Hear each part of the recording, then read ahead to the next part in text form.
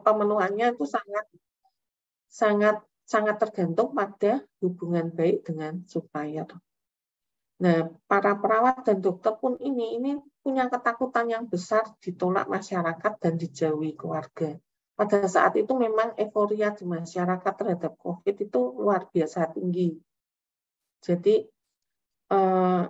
mereka itu benar-benar agak paranoid ya, apalagi kalau misalnya tidak usah jauh-jauh masuk ke transmartnya kita, pengunjung itu ketemu sama yang perawat yang masih seragam perawat gitu ya, masih memakai seragamnya, itu langsung minggir semua. Jadi memang ada hal-hal yang seperti itu yang kita hadapi. Terus untuk usia dan komorbid itu mereka juga takut juga, sama seperti yang di eksternalnya. Terus mereka juga takut tertular dari pasien yang tidak mengaku atau belum terkonfirmasi COVID. Jadi kadang itu pas menerima pasien itu kan abu-abu ya, ini sudah terkonfirmasi atau belum. Nah, apa yang kita lakukan? Ya tentunya kita memberikan motivasi, kemudian melakukan screening periodik terhadap karyawan, terus memberikan standar APD yang tertinggi. Kita berikan semua petugas kita itu standar APD yang tertinggi untuk mengatasi ketakutan mereka.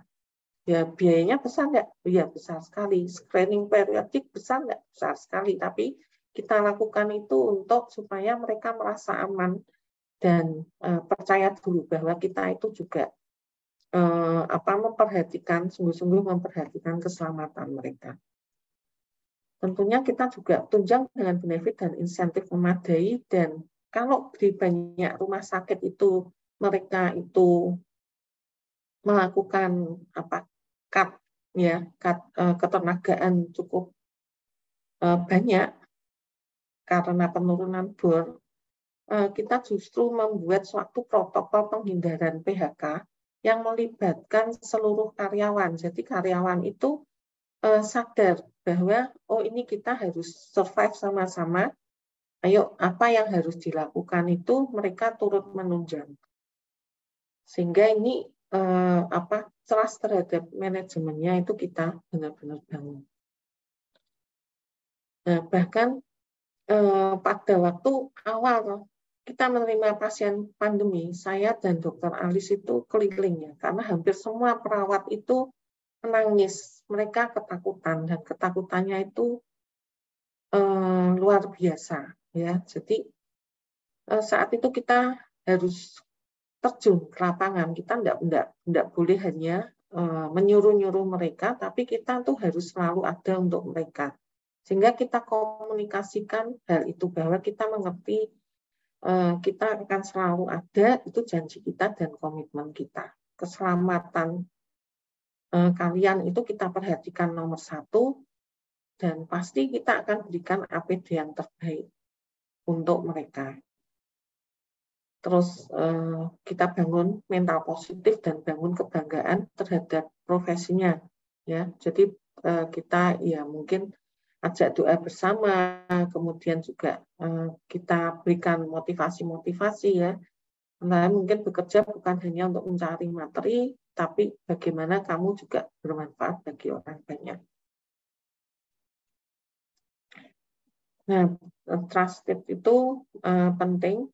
Kemudian clear purpose ya, harus jelas terhadap tujuan yang mau dicapai. Jadi kita sebelum mengarahkan, kita juga harus jelas terhadap diri sendiri. Tujuannya kita itu mau apa. Kalau kita tidak jelas apa yang tujuan yang mau kita capai, tapi kita sudah mengarahkan bawahan, tentunya ini akan membuat bawahan malah bingung ya.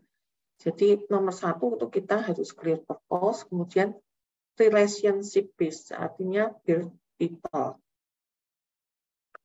Nah, build people ini antara lain ya kita asah skillnya, training dan update yang terus-menerus tentang pengetahuan COVID, kemudian juga mengencourage ya, pokoknya ya oke, enggak masalah kali ini belum baik atau belum benar, tapi kita arahnya adalah continuous improvement. Jadi to be better instead of to be the best ya. Jadi ini yang tadi sudah saya terangkan ya, clear outcomes, set goals-nya itu juga harus spesifik, measurable, agreed, realistic, dan trackable. Kemudian kalau untuk motivasinya, sebelum memotivasi orang tentunya kita juga harus punya motivasi sendiri. Jadi kan tidak mungkin ya kita memotivasi orang tapi kita sendiri itu tidak selesai dengan diri kita sendiri, masih dikuasai ketakutan-ketakutan. Nah, kita kok mau tampil untuk memotivasi tentunya tidak akan berjalan. Terus clear job roles, apa yang masing-masing dari anggota tim ini harus lakukan. Terus ada lagi yang masalah bagaimana kita menerapkan suatu inovasi ya. Tadi salah satu kendalanya adalah bahwa tidak memiliki lab PCR yang tentunya sangat menyulitkan rumah sakit itu saat pemilahan pasien. Terus pos biaya yang meningkat dan muncul pos biaya baru, suplai yang langka, kemudian ketidakpastian besarnya penggantian biaya pemerintah dan mekanisme pembayaran COVID. Pada saat itu pemerintah pun itu belum ada regulasi yang jelas. Nah ini COVID-nya itu nanti kita suruh nangani, tapi biayanya udah besarnya kayak gitu. Terus tapi nanti nagihnya ke pemerintah bagaimana? Terus ini apa? Istilahnya mekanismenya mengajukan tagihannya itu harus seperti apa? Itu kita sama sekali belum ada gambaran. Tapi ya sudah, kita prinsipnya percaya dengan pemerintah, jadi kita lakukan ya, apalagi kita memang yayasan sosial, jadi memang salah satu asasnya itu adalah kasat dan karya demi kemanusiaan. Jadi pasti kita tolong dulu. Nah, terkait hal itu tentunya juga harus dilakukan inovasi-inovasi. Jadi kalau memang kita itu tidak bisa mendapatkan captive market yang datang, ya kita harus menciptakan supaya bisnis itu tetap ada walau captive market-nya itu tidak datang. Karena kebutuhan itu kan ada ya.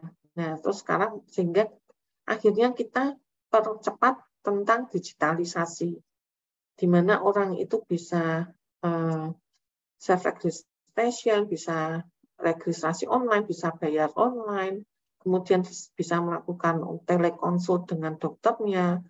Terus kita juga memperbaiki media-media informasi yang mempermudah pelanggan untuk mengakses kita, ya.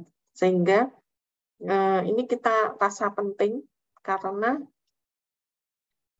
ya sekarang itu dunia sosial media itu kan sangat efektif ya untuk bagaimana kita itu mengkomunikasikan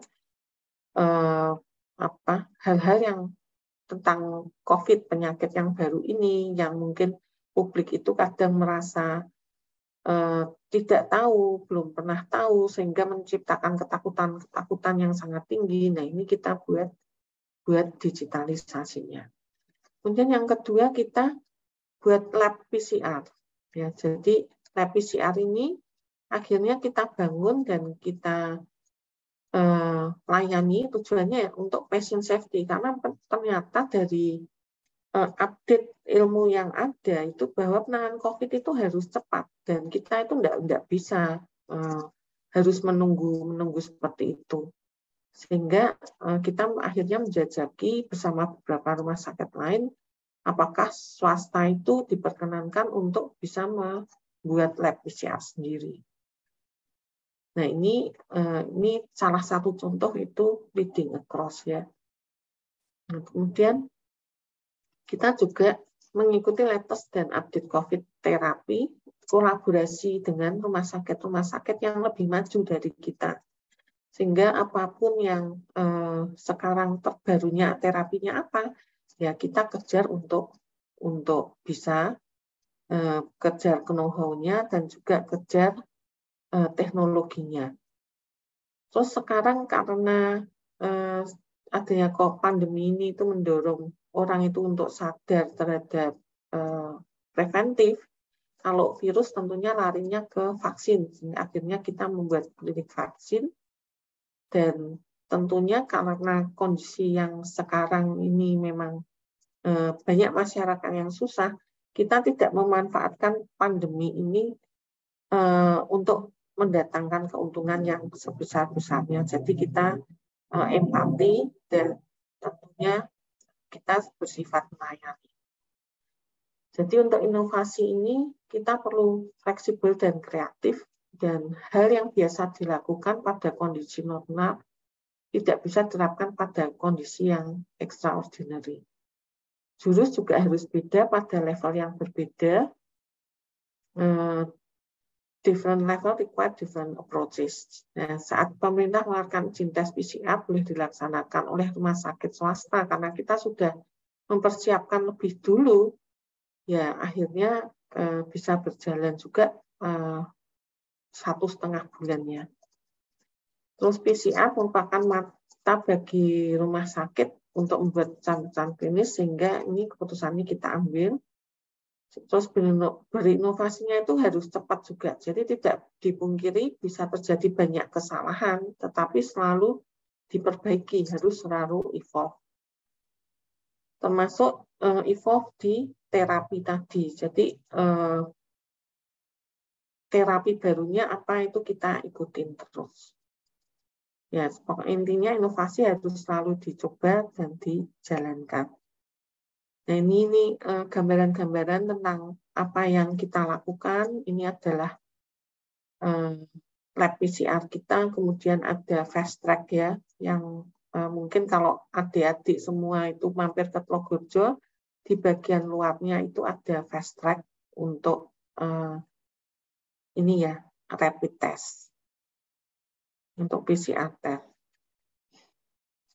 Terus karena tadi orang itu tendensinya itu pengennya cepat dan tidak ngantri, tidak menunggu terlalu lama untuk supaya tidak terpapar ya, atau resiko terpaparnya tinggi, ya kita mulai develop aplikasi-aplikasi, kemudian juga mulai membuat konsultasi online, ya kita jawab kebutuhan-kebutuhannya ini sesuai dengan apa yang diekspektasikan oleh customer kita. Nah, ini kalau learning process di Meta Leadership itu the POP Doc Loop ya. The POP Doc Loop ini intinya POP-nya itu perceive. POP ini thinking step ya. POP singkatan dari perceive, orient, dan predict. Perceive-nya itu contohnya, oh ini ada COVID nih, jadi pengenalan. Kemudian orient-nya apa? Orientasinya ternyata karena adanya COVID ini masyarakat takut ke rumah sakit. Nah ini kita bisa prediksi nih tendensi-tendensi ketakutan begini, pasiennya ini pasti turun, yaitu pasien rawat jalan. Nah tentunya ini perlu decision yang dilakukan secara sistematik dan trial dan error, karena hal ini juga belum pernah ada, belum ada dasar-dasar dalil-dalil kebenarannya atau bagaimana, ya sudah ya kita harus berani ambil decision ya. Decision ini doc-nya ini adalah decide, operational, dan communicate. Doc ini merupakan action step, yaitu decide-nya itu contohnya sudah ya kita buat putusan karena ini ada ketakutan dari masyarakat dan ketakutan dari internal kita. Ya kita pastikan dan jamin bahwa semua karyawannya kita itu aman, antara lain dengan policy ya, screening semua karyawan dan pasien yang akan rawat inap ya pada saat itu. Dan kemudian yang untuk operationalize-nya caranya terus bagaimana? Yaitu kita buat SOP pada saat pre-admission itu dilakukan screening pada pasien. Terus communicate-nya bagaimana? Nah, langkah ini kita komunikasikan dan delegasikan ke semua bagian. Jadi di sini di Metaleader itu ada yang namanya learning process. Nah, learning process-nya di mana? Ya antara lain di POPDOC-nya ini. Jadi perceive dulu, kemudian diamati situasinya, kemudian diprediksi apa yang akan terjadi, kemudian dibuat suatu keputusan-keputusan, kemudian dioperasionalkan, dikomunikasikan, dan ini terus sampai menemukan istilahnya ini hal yang terbaiknya seperti apa. Jadi ini continuous improvement-nya harus ada. Terus tadi disebutkan juga bahwa kita harus fokus pada tujuan yang high impact. Nah, ini numbers of goals ya. Nah, ini ada suatu riset ya bahwa goals itu tidak boleh banyak-banyak. Kenapa?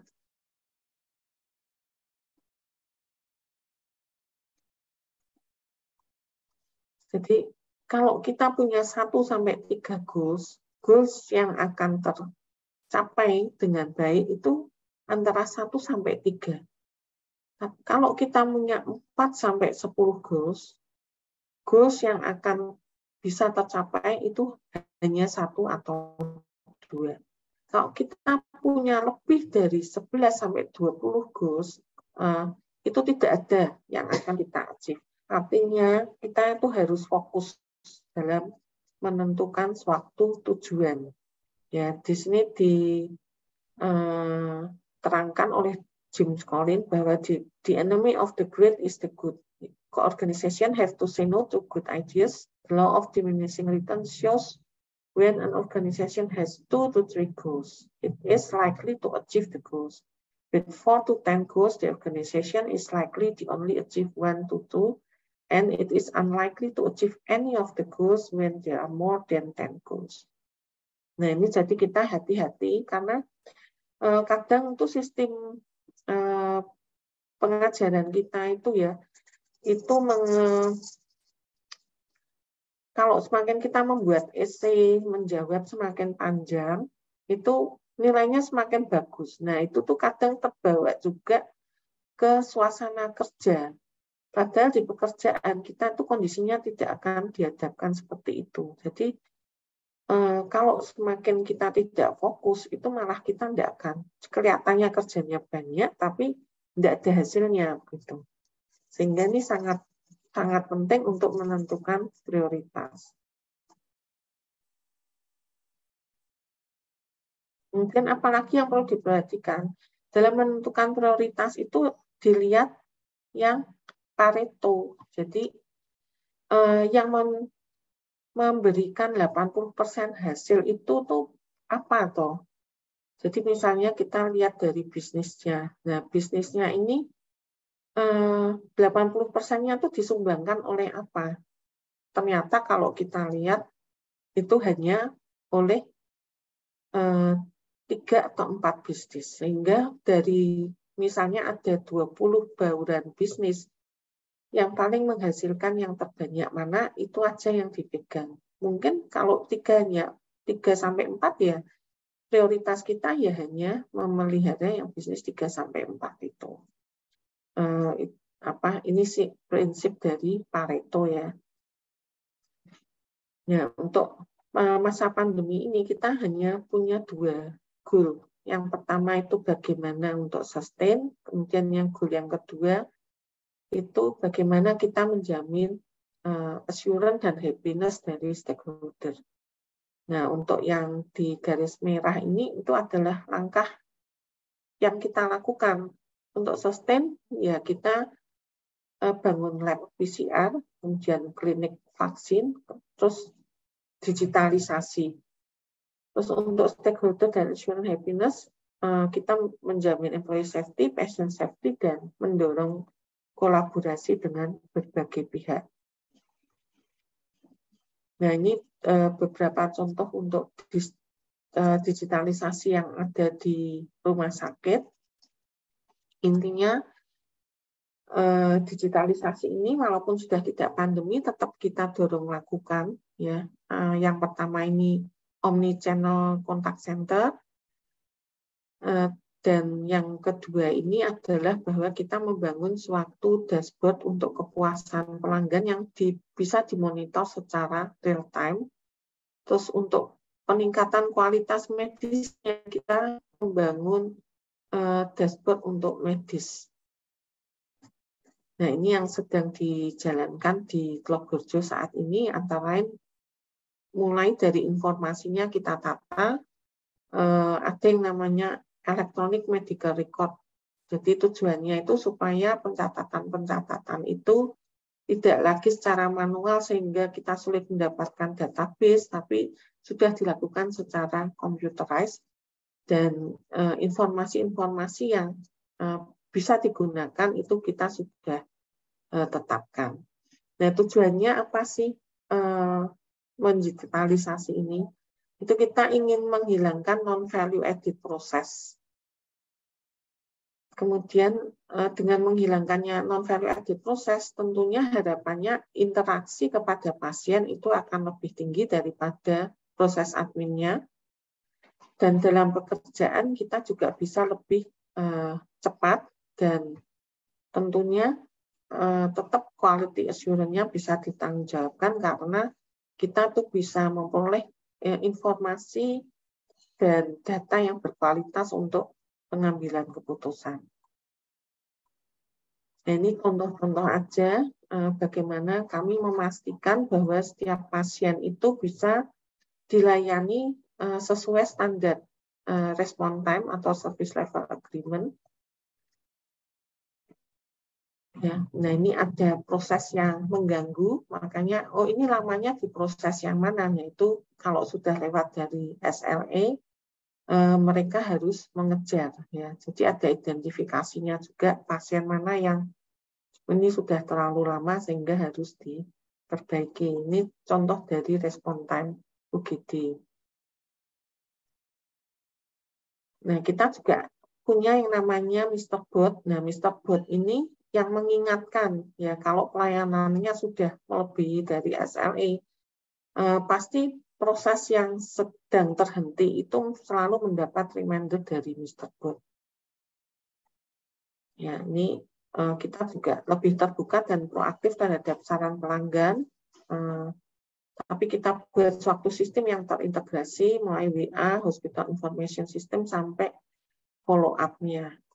Nah, ini contoh aja. Begitu selesai pasien dilayani di UGD, dia akan tampil suatu mesin penjawab otomatis, ya, ini Mr. Bot-nya itu minta sarannya.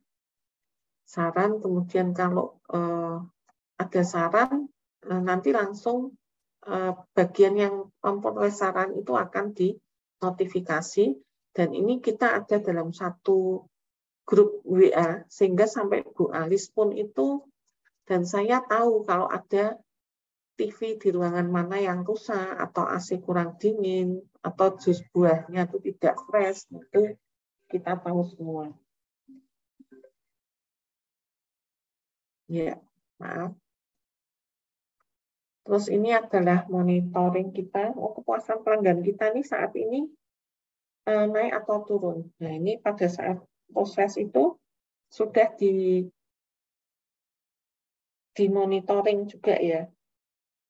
Jadi kalau istilahnya Net Promoter Score, kita menggunakan Net Promoter Score. Nah, kita memang mengejar promoters. Kenapa? Karena dalam industri jasa itu promoters ini yang akan memberikan word of mouth. Jadi kalau misalnya ada promotor yang merasa sangat puas, ya, itu mungkin kalau nanti adik-adik dapat di follow Instagram kita, itu bisa ada pengakuan dari Pak Kukrit, ya, yang sangat terkesan dengan pelayanan UGD kita. Nah, itu dia akan melakukan word of mouth.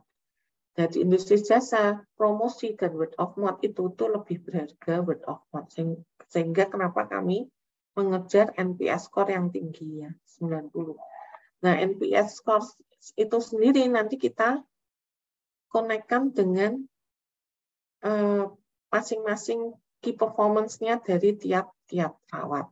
Sehingga kita bisa ngerti mana yang perlu dibina, kemudian mana yang perlu mungkin dilatih karena ketidakmampuannya. Apa untuk bersikap ramah misalnya. Nah, ini kita juga selalu mindset dan culture itu service start with me. Jadi sampai leader-leadernya pun itu turun melakukan dan pembinaan untuk mock up dan role play. Terus kita juga melakukan penggantian kontak center lama ke kontak center yang baru. Ya, di kontak center yang baru ini karena memang kalau yang lama itu dia cuma fungsinya hanya voice call, kemudian hanya sebagai operator dan menerima reservasi by phone. Sekarang kita ganti dengan yang VoIP base yang bisa terintegrasi dengan Hospital Information System, aplikasi MySMC dan chatbot. Omnichannel ini juga terintegrasi langsung dengan website, Facebook, dan Instagram kita. Sehingga kalau ada respon di Instagram itu kita bisa langsung kontak centernya tuh masuk dan bisa merespon. Ini adalah abandon rate, ya, indikator abandon rate yang setelah adanya penggantian sistem itu bisa kita tekan ke rata-rata 3%. Ini kita juga menetapkan standar grading dari kontak.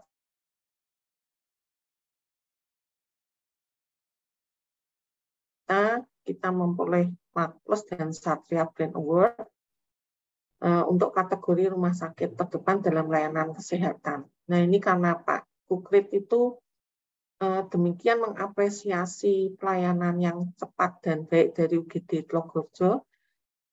Biasanya itu kita kalau memperoleh penghargaan Satria Brand Award itu, ini menurut Pak Kukrit ya, itu mereka yang pemenangnya itu dipanggil semua di hotel, tapi khusus kita ini kita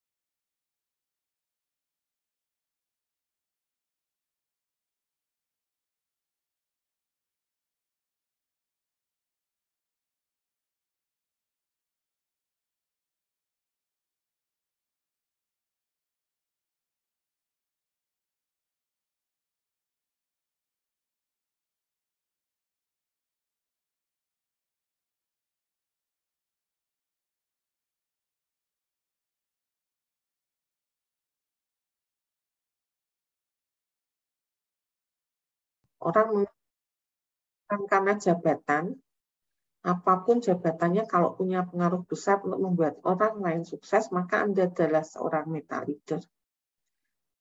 Seorang meta leader ini justru sangat jarang menggunakan powernya untuk mengambil leadership decision. Respect is earned, untuk dihargai dia harus terlebih dahulu menjadi role model. Seorang meta leader bisa berkembang dengan baik pada lingkungan yang we build people. Pada akhirnya dia bisa bertindak sebagai agent of change. Sering seorang pemimpin mengambil keputusan directly, sedangkan prinsip dengan meta leader itu build people.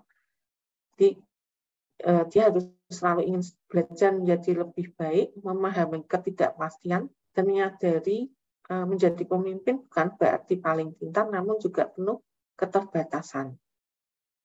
Terus yang penting itu juga boleh salah, ya, anak buah itu boleh salah, tapi harus belajar dari kesalahannya dan memperbaiki. Nah, inilah peran kita sebagai leader itu untuk melakukan coaching dan mentoring. Intisarinya ada 3 dimensi yang diperlukan seorang meta leader: personality, situasi dan analisa situasi, konektivitas. Terus dalam menghadapi masalah ada 3 jenis respon: freeze, fight atau flight. Berinovasi itu sangat dibutuhkan dalam beradaptasi. Untuk connectivity, kita memang harus bergerak ke arah kolaborasi, mutual interest, dan inovasi. Harus berani dan cepat dalam mengambil keputusan, sempurna tanpa eksekusi akhirnya hanya berakhir sebagai wacana atau tidak ada goals yang tercapai. Sebagai personal, kata kunci empati. Sebagai personal, kata kuncinya itu adalah kita harus menerapkan empati, encourage, punya clear vision, dan clear goals. Pada kondisi di mana kita bisa memimpin dengan cara coaching mentoring dilakukan. Namun jika ketidaklainan itu menjadi membahayakan very important goals-nya dalam kondisi yang penting dan genting, yang harus dijalankan adalah komando.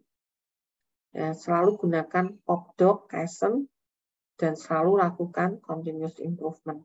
Nah, penutup dari saya itu adalah dari Rupert Murdoch, yaitu the world is changing very fast.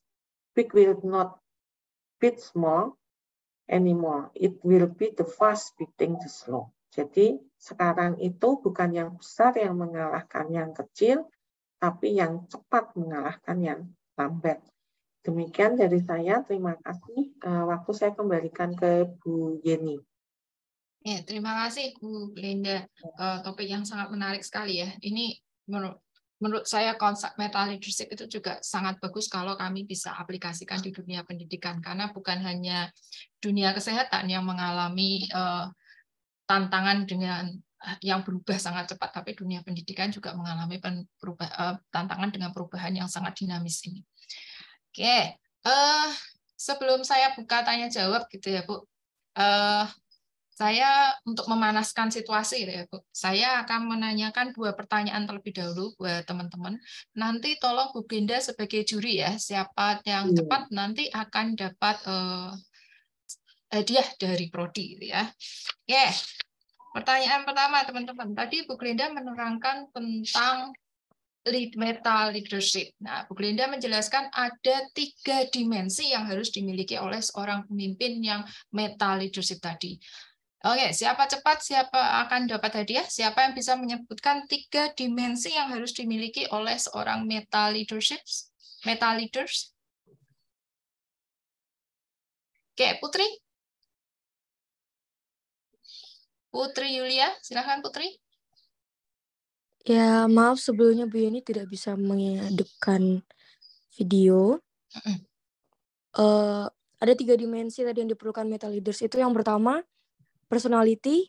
Yang kedua, situasi dan analisa situasi. Yang ketiga, konektivitas. Oke, benar nggak Bu Glinda? Oh. Oke. Nanti Putri besok Senin ketemu saya ya. Oke. Ya, baik Bu.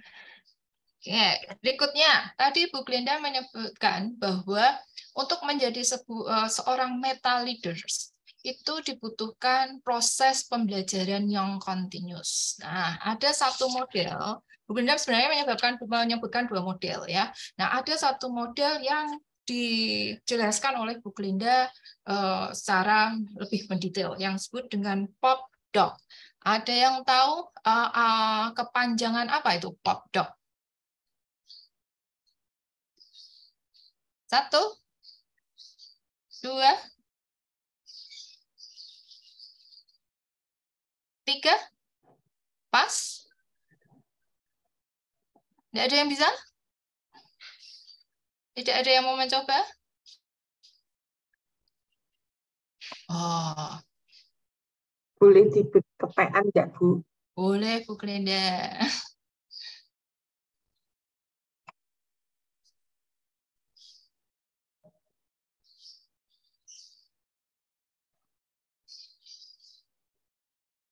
POPDOC itu singkatan dari Perceive, Orient, Predict, Decide, Operationalize, and Communicate. Tadi yang sudah dijelaskan oleh Bu Glinda. Jadi melihat dulu apa yang dipersepsikan, kemudian orient, terus memprediksi apa yang akan terjadi, baru membuat strategic tactics plan-nya. Terima kasih Bu Glinda. Mungkin Bu Glenda ada satu pertanyaan dulu karena kami punya 2 hadiah Bu. Kami baru 1 nih yang disalurkan ke Putri. Ya. Berapa goals yang efektif? Gampang itu pertanyaannya. Andrew, silakan Andrew.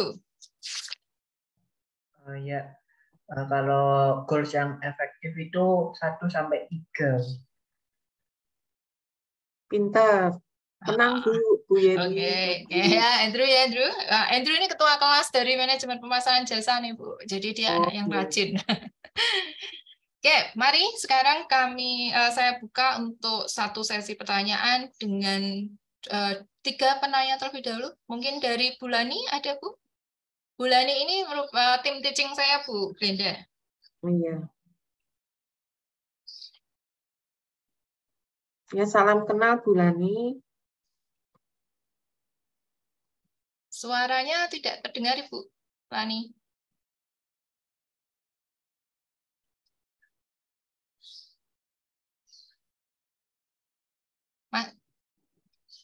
Oh ya, Bu Lani ada kendala dengan suara Bu. Kami tidak bisa mendengar. Oke, saya pas dulu. Teman-teman boleh langsung menanyakan atau boleh chat di kolom chat. Jadi rumah sakit ini kan merupakan, kalau kita lihat dari karakteristik jasa adalah people intensive service ya. Kemudian kalau dari karakteristiknya dia juga credence. Nah, dengan adanya lingkungan yang tadi Bu Glenda katakan VUCA ya, volatility, ambiguity-nya tinggi, complexity-nya tinggi. Nah, di sini meta leadership itu berperan untuk melakukan tadi ya leading down, leading up, dan leading across and beyond untuk menjaga agar kualitas jasa yang diberikan kepada konsumen itu tetap terjaga kualitasnya. Tadi sudah Glenda, Rumah Sakit Logorejo ini juga sudah menerapkan beberapa self-service teknologi yang memudah konsumen, pasien untuk mengakses layanan kesehatan Logorejo. Oke, silakan dari teman-teman.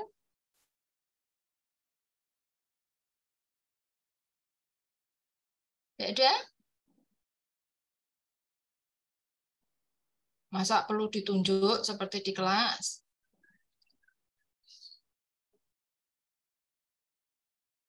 Halo? Oke, saya lihat di sini ada Ana Palis. Oke, Ana Palis bisa tampilkan wajahnya sebentar, Ana Palis. Saya pakai handphone jadi lumayan gelap Bu di ruangan. Oh iya, oke, nggak apa-apa. Silahkan, Ana Palis ada pertanyaan? Belum ada Bu. Belum ada. Oke, mungkin saya duluan ya Bu ya bertanya biar teman-teman mahasiswa ini agak panas sedikit. Bu Glenda, dengan kan kita sadari ya Bu bahwa hubungan antara perawat dokter itu menjadi sangat penting di dalam kualitas jasa yang dipersepsikan oleh konsumen. Nah, bagaimana nih Logorejo untuk tadi kan Ibu Glenda menjelaskan ya, memang sudah ada benefit insentif yang diberikan kepada mereka, tetapi itu khusus pada situasi ketika pandemi itu berlangsung ya Bu. Jadi untuk menciptakan rasa aman kepada mereka, nah diberikanlah pelatihan, kemudian ada juga tadi PCR yang setiap hari dilakukan pengecekan kesehatan. Nah, ini kan masa sudah berganti menjadi new normal nih Bu. Tapi perilaku pasien itu kan pastinya berubah ya Bu dengan adanya pandemi COVID. Nah, kira-kira apa nih Bu peran Ibu sebagai seorang pemimpin untuk mengelola sumber daya manusia ini sehingga para dokter, para perawat itu tetap bisa memberikan layanan jasa yang berkualitas terhadap konsumennya. Sehingga tadi kan ada perhitungan respon rate gitu ya Bu. Nah, kira-kira tipsnya apa nih sebagai seorang pemimpin? Ya tentunya itu tadi ya role model ya. Yang pertama role model. Ibaratnya kalau orang Jawa bilang itu ojo ngongkon ya ra iso nglakoni gitu ya. Terus kemudian yang kedua itu building culture. Jadi memang kalau culture itu bisa tumbuh dari kesadaran dan konsistensi. Nah, bagaimana kita itu bisa membuat self precaution dulu ya. Artinya, oh ini nih untuk kebaikan saya sendiri. Nah, itu perlu kita komunikasikan. Jadi apa yang kita lakukan itu adalah untuk memproteksi mereka, dan itu awal memang tidak mudah. Seperti contohnya misalnya untuk penetapan jalur resiko infeksi. Nah, itu kadang itu masih terjadi ya, satu petugas itu tanpa sadar pindah ke tempat yang lain walaupun kita sudah bangunkan jalur yang terpisah. Nah, itu kita ingatkan. Jadi supervisornya kita ingatkan. Nah, kita cara mengingatkannya itu tidak dengan menegur keras atau langsung di SP atau gimana, enggak. Tapi kita lebih, ini untuk kebaikan kamu, ini untuk keselamatan kamu dan keluargamu. Jadi lebih ke arah apa yang kita lakukan itu untuk kebaikannya mereka, sehingga mereka akhirnya sadar bahwa niat kita itu baik, itu ditangkap dulu. Kemudian kita ciptakan budaya. Budaya itu ya artinya ya kita harus membangun suatu konsistensi periodik ya. Jadi kayak pelatihan-pelatihan itu enggak bisa sehari 2 kali selesai, tapi harus ada calendar of training-nya. Nah, itu memang komprehensif. Jadi termasuk HR-nya, SR tim-nya itu dan bagian diklat itu harus cukup berperan untuk bisa menciptakan konsistensi dari pelatihan-pelatihan itu. Mungkin gitu Bu Jenny. Ya, terima kasih Bu Glinda. Yang menarik nih Bu Glinda, sebelum saya beralih ke pertanyaannya Bu Lani. Tadi kan harus building culture ya Bu, dengan beberapa effort secara konsisten.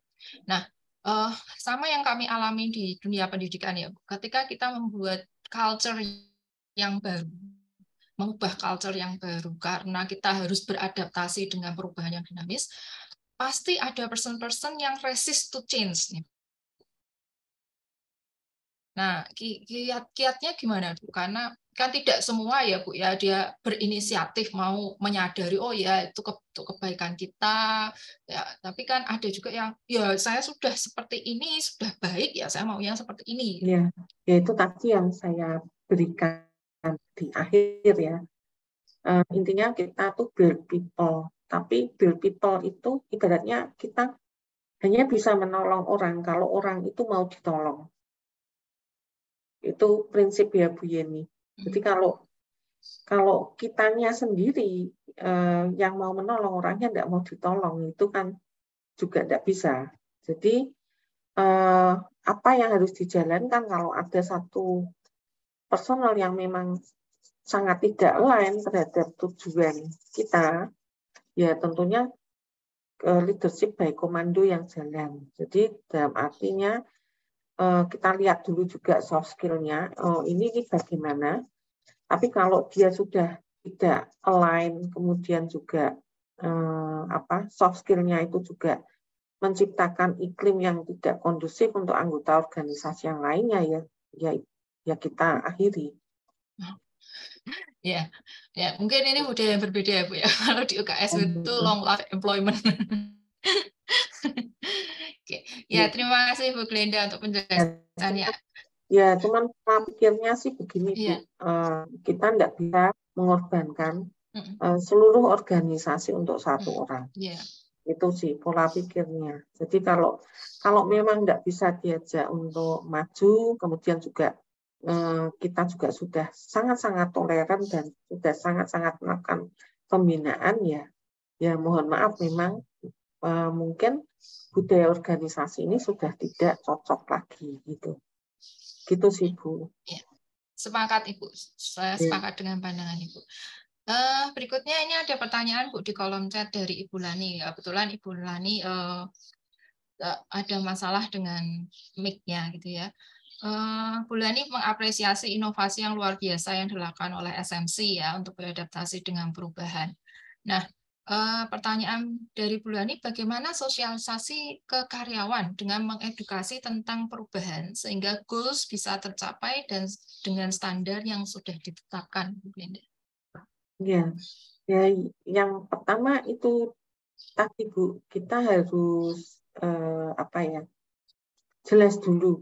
jelas dulu tujuannya kita itu mau apa, kemana. Kemudian dan tujuan yang jelas itu tentunya kan kita harus clear ya, kita mau action apa, kemudian yang akan berperan itu siapa saja. Nah itu awal kita jalin keterlibatan terlebih dahulu. Ya, diajak sama-sama berpikir, kemudian diajak sama-sama mengerti goals-nya, diajak sama-sama merumuskan goals-nya. Nah, setelah ada engagement, karena dia juga berperan kan menyusun goals-nya itu, kita bisa gunakan teknologi atau kita bisa menggunakan pendekatan delegasi ke masing-masing orang itu mendelegasikan, tapi sudah dengan tujuan yang sangat jelas. Jadi seperti kita membangun NPS score ini awal pertama itu juga ada beberapa yang menentang ya. Jadi dalam arti, oh kok sekarang kok monitornya lebih ketat, gini begitu kok seolah-olah ini kok saya kok di satpami terus begitu. Itu ada keluhan-keluhan seperti itu. Tapi kan itikat kita kan bukan pensatpami ya, tapi kita memonitor secara bersama-sama rating kepuasan customer terhadap rumah sakit kita sama pelayanan kita itu seperti apa. Nah, tujuannya untuk apa ya? Tujuannya supaya kita tidak ditinggalkan customer tanpa kita tahu sebabnya apa. Dan kalau kita melayani dengan sebaik-baiknya, tentunya juga dia akan banyak menciptakan getok tular ya, bahasa Jawanya itu. Nah, getok tular ini itu jauh lebih dipercaya, apalagi kita di industri jasa ya. Itu jauh orang lebih percaya daripada kalau kita melakukan promosi. Ya, kalau misalnya saya melakukan promosi, belum tentu ada buying intense-nya. Tapi beda kalau misalnya dia ada demand, terus dia mendengar dari experience customer sebelumnya, mungkin temannya atau ibunya, bapaknya, sudah ini di UGD-nya Teluk Burjo aja, itu bagus, cepat. Nah, itu dia akan lebih percaya. Jadi itu yang kita kejar bersama. Jadi kenapa kok harus ada NPS score ya? Karena kita memang mau mengejar word of mouth. Itu yang lebih bermanfaat untuk organisasi kita. Jadi bukan untuk memonitor 1 atau 2 orang atau jadi satpam terhadap karyawan, tidak ya, tapi yaitu kita jelaskan bahwa ini untuk kebaikan dan tujuan besar kita itu jadi rumah sakit pilihan utama. Nah, dengan seperti itu kita juga berikan reward. Misalnya juara Kaizen, ya kita beri reward, dia bisa sampai juara sampai nasional. Kemudian goals-nya itu juga bisa tercapai dengan sangat-sangat baik. Ya tentunya kita berikan penghargaan. Jadi ada tuntutan tapi juga ada apresiasi. Dan itu karyawan akan lebih ibaratnya ya, oh ya sembodo gitu ya kalau bahasa Jawanya. Cocoklah saya disuruh kerja keras begini, tapi ya ada reward-nya juga kalau saya berhasil gitu.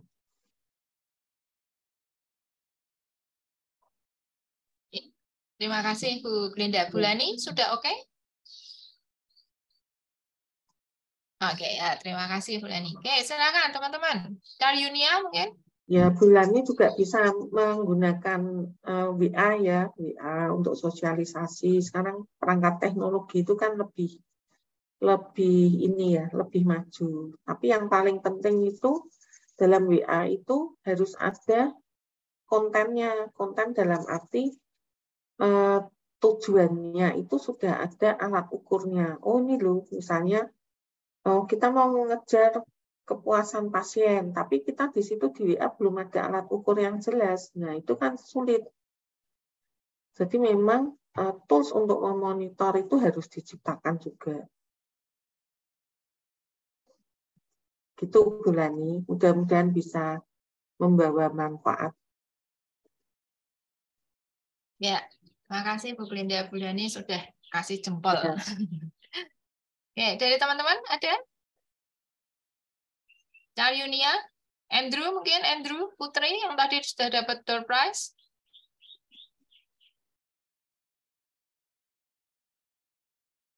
Tidak ada?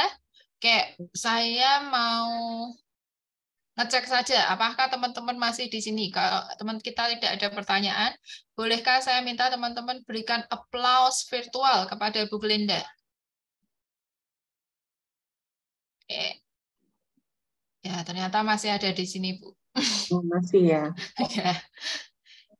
Ya mungkin saya juga sharing juga kepada adik-adik yang nanti mungkin akan memasuki dunia kerja ya. Jadi memang beradaptasi dengan suatu dunia baru itu memang tidak mudah.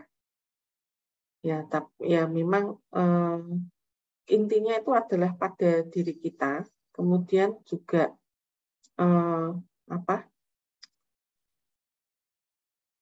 jadilah pribadi yang adaptable. Ya, jadi melihat situasi, kemudian juga humble. Nah, itu mungkin akan lebih cepat dalam beradaptasi ya dengan hal-hal yang baru. Terus punya keinginan belajar, yang penting itu. Karena ya kita tuh tidak perlu menjadi yang paling baik, tapi kalau selalu berupaya lebih baik, itu nilainya lebih tinggi. Ya, kalau kita mengejarnya itu menjadi yang terhebat, terbaik, mungkin bisa cepat tercapai, tapi atau kalau sudah tercapai, kita akan cepat puas dan berhenti di comfort zone. Nah, malah kita tidak akan berkembang. Jadi teruslah berupaya menjadi pribadi yang lebih baik. Itu Bu. Jadi Ya, terima kasih. Bisa sukses. Ya, terima kasih Bu Glinda. Karena tidak ada pertanyaan, terima kasih Bu Glinda untuk pembelajaran yang sangat luar biasa. Hari ini kami belajar tentang meta leadership yang akan bisa kami terapkan di masa setelah nanti teman-teman mahasiswa sudah selesai berkuliah dan mulai masuk ke dalam dunia pekerja secara praktis ya, bagaimana mereka harus beradaptasi, memiliki karakteristik seorang pemimpin ya, walaupun belum menjadi top pimpinan ya Bu, tapi kan dari awal tuh harus sudah memiliki karakteristik pemimpin gitu ya Bu ya. Nah, terima kasih Bu Glinda. Untuk selanjutnya saya serahkan kembali kepada Eudia sebagai MC. Baik, terima kasih Bu Glinda dan Ibu Yeni sudah memberikan materi kepada kami. Dan untuk simbolis rasa terima kasih kami akan memberikan sertifikat narasumber kepada Ibu Glinda. Teman-teman mungkin bisa ditampilkan.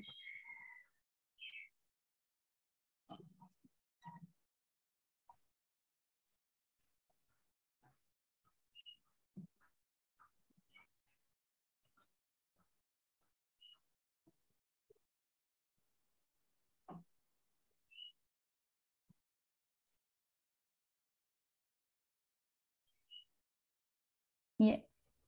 Untuk itu kami minta dokumentasi ya, Bu. Tolong didokumentasi ya, teman-teman. 1, 2, 3.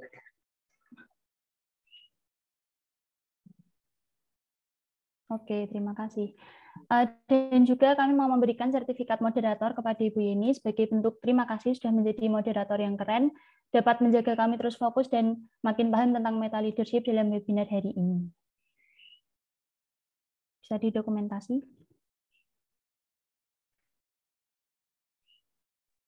Oke, 1, 2, 3. Oke, terima kasih Ibu Glinda tadi atas penjelasannya yang membuka pemikiran kami sebagai mahasiswa bahwa penerapan kepemimpinan meta dalam industri jasa itu sangat kami butuhkan untuk bagaimana membangun hubungan leading down, up, across and beyond juga, sehingga kita bisa menghandle setiap masalah maupun situasi yang terjadi dan dapat menemukan solusinya juga agar organisasi yang ada kita di dalamnya itu bisa tetap berjalan dengan baik.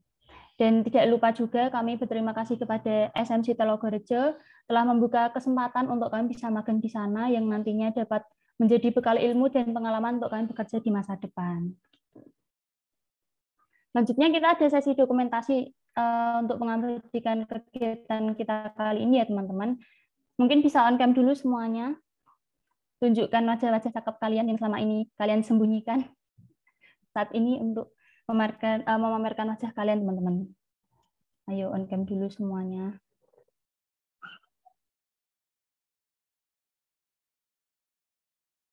Masih dikit banget.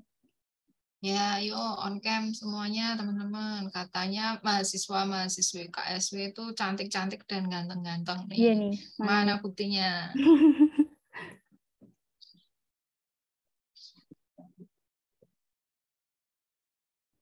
Oke, untuk mempersingkat waktu, teman-teman panitia bisa tolong langsung dipandu ya.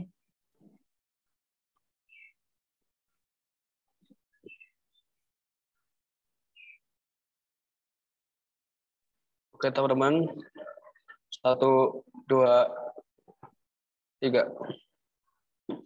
Oke, 1, 2, 3.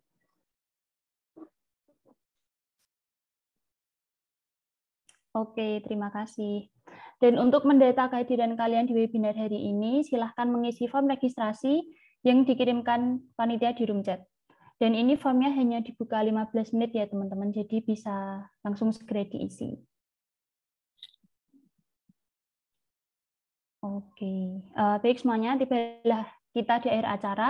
Karena di awal tadi sudah kita buka dengan doa, alangkah baiknya kita tutup acara ini juga dengan doa yang akan dipimpin oleh Helena. Untuk Helena, dipersilahkan. Baik, untuk menutup seminar manajemen kita pada siang hari ini, marilah kita berdoa. Doa saya pimpin dalam iman Kristiani, yang lain bisa menyesuaikan. Marilah kita berdoa. Selamat siang Tuhan Yesus, terima kasih karena Engkau telah memberkati kami selama seminar pada hari ini. Dan sebentar kami akan melanjutkan aktivitas kami masing-masing, kiranya Engkau berkati dan sertai kami dari awal pertengahan hingga akhir. Demikianlah ya Tuhan doa kami, dalam nama Yesus kami telah berdoa dan mengucap syukur, haleluya, amin. Oke, terima kasih Helena atas pimpinan doa untuk kita. Nah, kiranya webinar yang sudah diberikan tadi dapat menambah ilmu juga wawasan kita dan membantu kita para mahasiswa dalam kehidupan kita ke depannya. Sampai bertemu lagi teman-teman di acara-acara manajemen selanjutnya. Terima kasih, Tuhan memberkati. Terima kasih Bu Brenda. Mohon maaf apabila ada salah kata dan hal yang tidak berkenan. Ya, sama-sama Bu Yeni. Terima kasih atas kesempatannya dan semoga bermanfaat untuk adik-adik semua. Nah, tentu Bu, tidak hanya adik-adik kami, saya juga ini Bu, pengetahuan baru. Terima kasih Bu Glenda. Ya, Terima kasih Bu Leni. Ya, Terima kasih teman-teman. Ya Bu Glenda. Terima kasih ya teman-teman KSM yang sudah membantu. Iya, terima kasih juga Bu.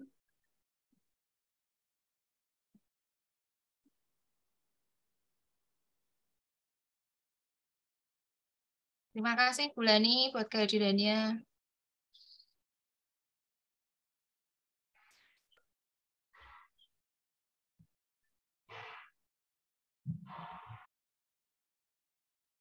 Ya, makasih ya teman-teman. Saya izin live ya. Makasih ya Eudia.